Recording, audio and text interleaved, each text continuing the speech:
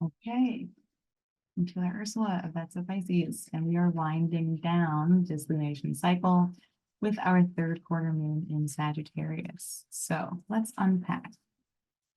This is a third quarter moon in Sagittarius taking place at 13 degrees on Sunday, March the 3rd at 7 a.m. here on the West Coast. There are a couple of significant transits happening just before this third quarter moon. The first of which is the Saturn cazimi taking place on Wednesday, the 28th at 9 degrees. So this is where the sun is meeting up with Saturn and sort of fitting as we close out this Aquarius lunation cycle. We did not get to see much of what was happening at the Aquarius new moon until the moon met up with Saturn in Pisces, and Saturn ruled over that moon.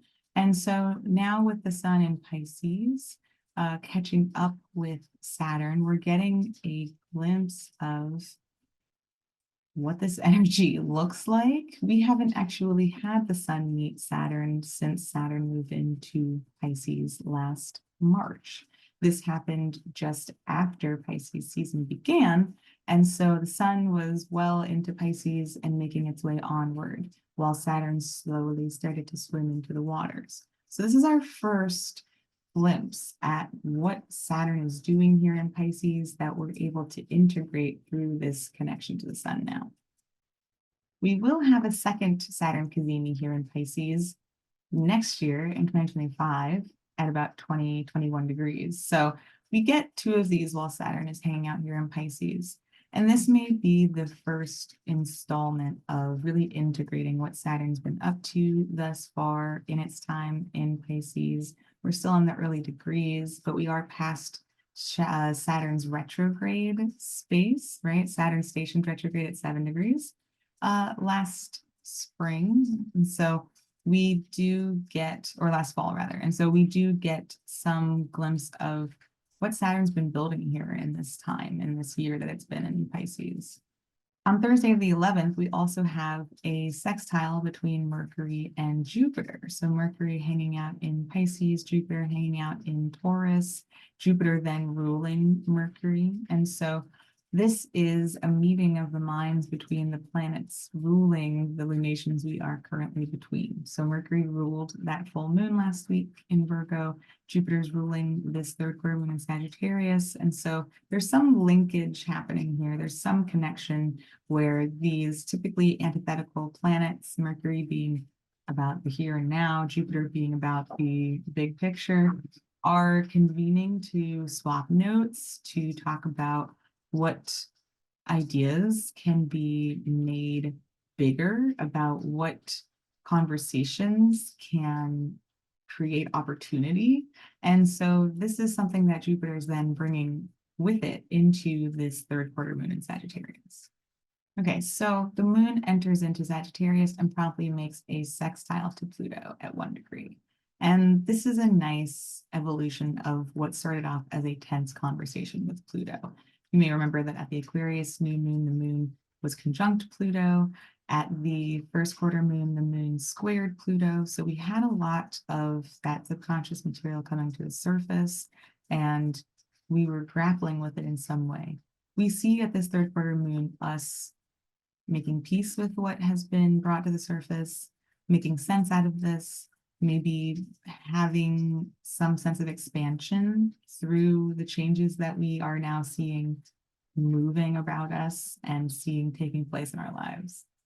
On Sunday, the moon squares Saturn in Pisces at 10 degrees. And so thinking about this as a third quarter moon, remembering that the Aquarius new moon was being ruled by Saturn, the first quarter moon had a conversation with Saturn, and Saturn was in opposition to the full moon. It's not surprising to see this square. And as we start to release things or recognize what we're not going to be carrying with us into the next lunation cycle, we may certainly experience some of the melancholy that can come with a square to Saturn, some of the grief, some of the pain about what we are leaving behind, some of what we are maybe trying to be free of with the moon in Sagittarius, wanting to expand bigger and being reminded by Saturn that we do have to think about the long term. We do have to think about what is tangible. And so we are making some sense of what that looks like for us individually at this time. Ultimately, we might just be making peace with what we are not able to continue working with at this time, and maybe surrendering some of that to Saturn, surrendering some of our feelings of failure that might surface at this time, but also maybe feeling like we want to blow past them with the moon in Sagittarius. The moon then goes on to square the sun at 13 degrees. So we see that Saturn's definitely connected to the kind of crisis point we may find ourselves in now. We are being called to release something or surrender something. And Jupiter ruling over this moon, having connected with Mercury, may have some idea about what ideas might be possible, but we still need to kind of get rid of what's standing in the way before those ideas can be implemented. And we also don't have immediate access to those ideas because Jupiter is in aversion to this moon while hanging out in Taurus. So there's still some time before we can really make good on what Mercury and Jupiter have connected with. And there's something kind of in the background for Jupiter that is taking up space that we need to recycle.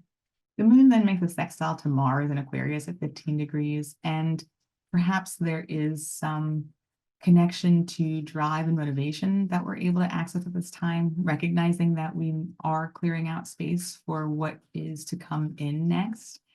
We are in Pisces season, and so even though the moon can't see Jupiter, the sun can, right? The sun in Pisces can see Jupiter while it's being ruled by Jupiter. And so that may add to that third quarter square that we feel. The moon is not yet aware of or can't see what we're trying to get rid of, but the sun can. So there's some sort of confrontation between our maybe like intellectual or integrated selves, how we see ourselves and know ourselves, versus what we feel about the situation. But either way, Mars brings some call to action that becomes available to us. Mars activates us in some way and empowers this moon to figure out what we might be releasing in the immediate. And the moon then makes a trine to this slowly separating conjunction between Chiron and the North Node, with the North Node now being at 16 degrees and Chiron being at 17 degrees. So we come back to that story that we opened up with at the new moon and continued at the first quarter moon. The new moon in Aquarius made a sextile to Chiron on the North Node. The first quarter moon in Taurus saw Mercury in Aquarius coming through and making that same sextile.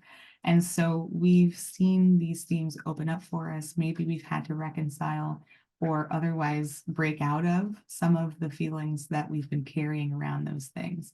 So it's nice to see the third quarter moon, this moon about release, showing us through a trine what we might be stepping away from in that dynamic, or otherwise what we might be growing out of, right? Again, Sagittarius expanding us, helping us make meaning. We might be able to finally lock down the narrative that we've been trying to pinpoint about what's been bothering us or what's been ailing us.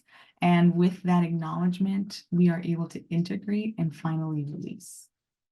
The moon then squares Mercury at 18 degrees and again, maybe has us talking a lot about what's coming up. The square may see us emotionally in one place and conversationally in another. Sagittarius and Pisces are both big picture signs ruled by Jupiter, but they do so in different ways. Sagittarius is the daytime expression of Jupiter, and Pisces is the nighttime expression of Jupiter. We might be in a deep poetic subconscious place with our thoughts. We might be thinking about or organizing our thoughts around some of these bigger picture nighttime values, and the moon might be trying to feel those in a different way. It might be trying to feel much more free, and Mercury is kind of like, no, I'm kind of swimming in this place right now, and I don't know if I can really join you over there. So we might feel a little bit of disconnect between, again, like what we're thinking and what we're feeling at this time. The moon makes a sextile to Venus in Aquarius at 20 degrees, which helps us find connection in this dissonance. Maybe we start to open up some conversations, and through those conversations, we are able to make sense of where we feel disconnected or where we feel two different ways about something. We might find resources are available to help us address this. We might find, again, connection with other people who we can kind of hash this out with. We might see some shift in our values as we navigate this part of ourselves and understand where we are growing. On the same day, right before the moon makes this sextile to Venus, Venus squares Uranus. Okay, so at last week's full moon, we had Venus making a square to Jupiter, and we talked about how Venus had made that square 3 times over the course of its retrograde in Leo, so opposite where it is now in Aquarius. We now see the same square made to Uranus repeatedly while Venus was retrograde in Leo, or moving through Leo. We now see the other side of that kind of relationship or conversation happening from the opposite point in Aquarius. So what I said about Venus squaring Jupiter and wrapping up that, that was a 3rd quarter square. So we had the conjunction in Taurus last year. We then had Venus squaring from Leo 3 times, direct, retrograde, direct. We then had the opposition from Scorpio in the fall, and now we have this 3rd quarter square closing out this cycle. So the same thing is true for Uranus. Venus will meet Uranus again while she moves through Taurus in the spring. And so here we have this closing square that's sort of helping us wrap up whatever this story has looked like. It's only happening once because Venus is not in retrograde, so it's much less dramatic than last time. We may see some reconciliation to whatever that chaos was that opened up at that time. Maybe our finances were all over the place. Maybe we had to spend more than we had. Maybe we were expecting money or resources that were delayed or otherwise ended up not pulling through. So perhaps we're able to, again, with Venus having met Mars last week before the full moon and starting this new cycle where they are finally aligned, we may see the end of that story finally wrapped up. Okay, let's take a look at the cards we have pulled thus far. We'll get a big recap with the Aquarius new moon, the Taurus 1st quarter moon, and the Virgo full moon. And we will then pull cards for the Sagittarius 3rd quarter moon and get a sense of what we're leaving behind at this time. So stay tuned. Okay, so here we have the lunation phase thus far, starting with the line we explored at the Aquarius new moon, seeing how that evolved at the Taurus 1st quarter moon, looking at last week's Virgo full moon, and now it's time to pull for this Sagittarius 3rd quarter moon. So if you missed any of these, take a moment, head back, tune into what these narratives have looked like in full, and then join us back here and we will dive into our release. All right, let's go ahead and get started.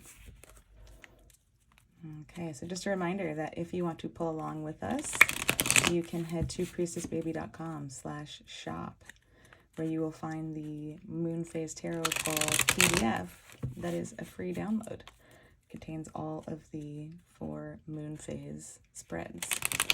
Also, a quick little spring, well, almost spring sale. It's my birthday as I film this, and so if you have been interested in purchasing this deck, Portals, which is my debut tarot deck, I am having a sale on my site for the next 2 days. So take advantage of that if that's been on your list.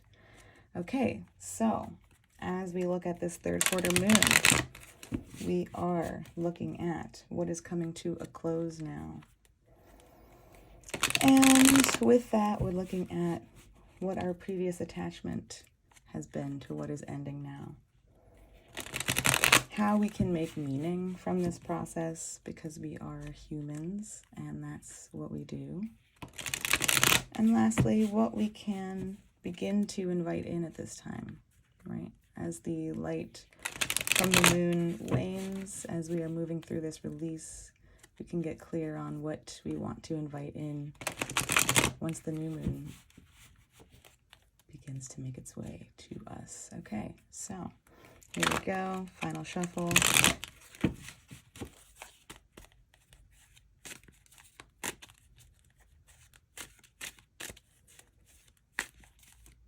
All right. Here we go.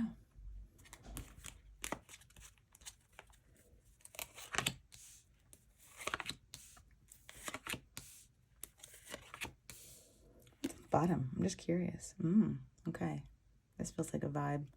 This feels like a Pisces new moon with Saturn. Kind of thinking about what we're investing in. What are we willing, what's worth investing in for us at this time? Especially as we like create all this room for release. We're letting go of a lot of things. And we're also taking our time thinking about what we are going to fill some of that space with. Okay. I don't think I've done that before at the bottom of the deck for this particular pull. I know we do that for the seasonal pulls. So I was kind of curious though. So, okay. What is coming to a close now?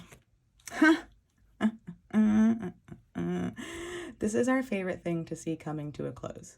Okay. This is the best position for this card. What's coming to a close is the close. Like, think about the entire suit of the swords. We are ramping up towards greater, deeper, more heightened anxiety. It is a terrible suit to continue traveling along. It is the only suit that really just becomes harder and more difficult the further into it we get. And so here we are at the end, right? We are at a place where maybe something that's been building up and creating a lot of anxiety is finally coming to a close. Maybe something is sort of, I'll use the expression like beating a dead horse. Like maybe maybe this moment is final in some way. Maybe we've been resisting this. Maybe we've been stuck in the place of the Nine of Swords where we know that we're anxious, but we don't know what to do and we don't feel that we have any choice at this point. And perhaps we've just been waiting and praying or hoping or whatever that looks like for us. Maybe we've just sort of had our eyes squeezed shut tight and we're just kind of hoping for the crash to occur so that we can open our eyes and just finally be done. This moment is here. What is coming to a close? Anxiety. The suit of the swords is coming to a close. The uncertainty of how to navigate our situation moving forward is coming to a close. Our resistance to accepting that something is over is coming to a close. My previous attachment to what is ending now. It's interesting. I'm sort of thinking about this sword like fitting into this crevice here. Kind of phallic, but also very symbolic. I'm kind of thinking about like the sword rising out of the crevice, if you will. Kind of like my image for the King of Swords, which has the sword kind of coming out of the stone, like King Arthur, if you will. So let's return to the South Node in Libra. Let's think about justice as being that something is fair, that we've done our due diligence, that we've done everything we can, that we're doing things the right way. So perhaps where we've been attached to this closure, to this ending, to finally allowing this to be done, is that we've really wanted to be sure that we were doing everything we could. We wanted to make sure that we were playing fair. We wanted to be sure that there was no way that we could be held like accountable for this thing that's closing without putting in whatever work allows us to walk away thinking, I did what I could. Perhaps there's a narrative here about my attachment to this is that it's really unfair and I'm stuck on that. I can't let this close without getting my justice. I can't let this end. Perhaps I've been in the state of anxiety because to let it end means to not have this trial happen. I don't get to pack and unload all this evidence. I don't get to stand on trial and testify about all of the things about this thing. And so perhaps I haven't been letting this end because I'm still waiting for something to be made right. I'm still waiting for me to be able to make something right. Okay, and again, thinking about that south node and thinking about where that's all well and good, but also thinking about where that's connected to something from the past. Where is this maybe a pattern from the past? Is it that you've jumped ship on things before putting in all of your due diligence and now you are making sure that you're doing everything you can before closing this out?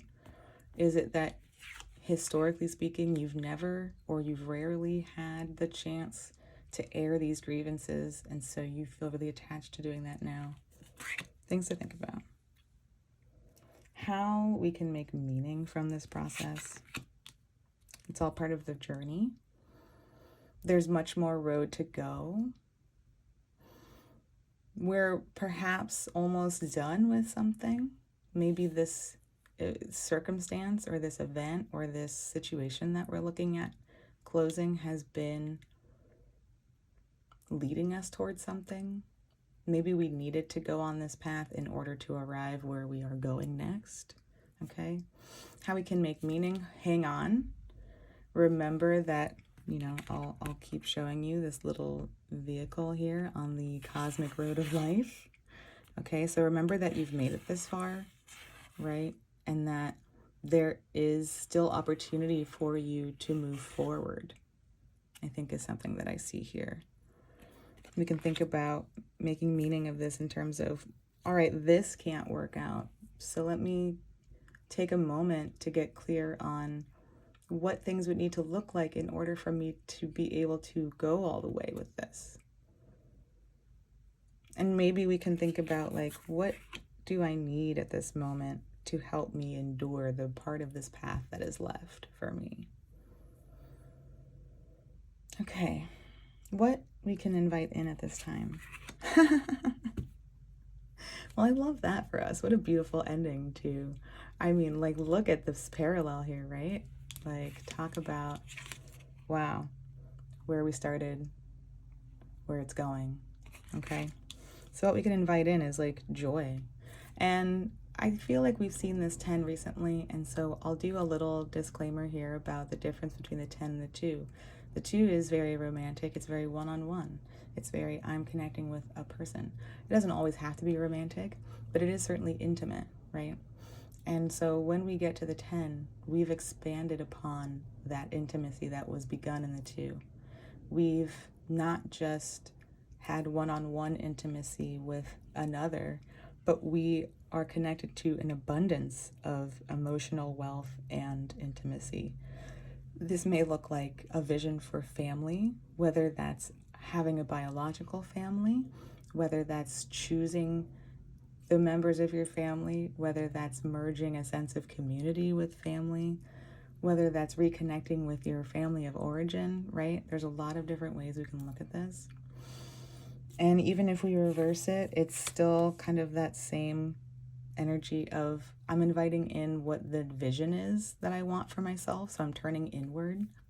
There's not a negative connotation to this in this moment, because it's an invitation. So I imagine we're not gonna be like, I invite in all the grief. No, I invite in resistance to this. I don't think so. Not on my birthday, damn it. So either way we flip this, we are getting an idea of, and consciously starting to invite in, what we want this to look like. Who do we want to be abundantly connected to? What does our emotional cohort look like? Who's our squad? Who do we share our feelings with abundantly? And who do we connect with? And who allows us to feel this sense of emotional abundance? Ooh, this is beautiful. And what a nice, lovely lead up to that Pisces new moon next week, and makes a lot more sense for this 4 of Cups, because as we invite in this vision of what we want, we're underneath that, we're thinking about, I'm not going to invest in anything unless it looks like this. okay? And maybe that's a little bit of like Pisces delusion, but like Pisces exists for a reason. We need that, okay? So when you have the vision of what this is for you, don't settle for anything less, is what I'm getting for this, okay?